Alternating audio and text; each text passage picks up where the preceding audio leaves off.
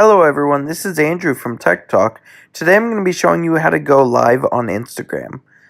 This continues our series on Instagram tech tutorials, so if you have any other questions about Instagram, make sure to check out all of our other videos.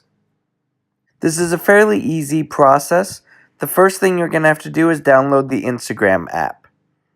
Then you're going to have to sign in to your account. And once you've signed in, you're going to go into Instagram.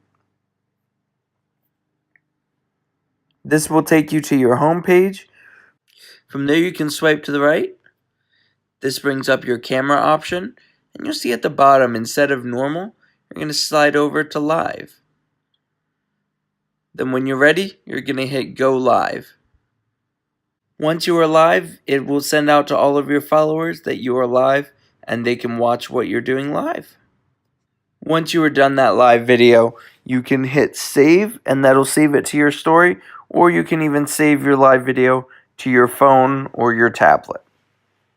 I hope this video was helpful. If it was, go ahead and hit the like button.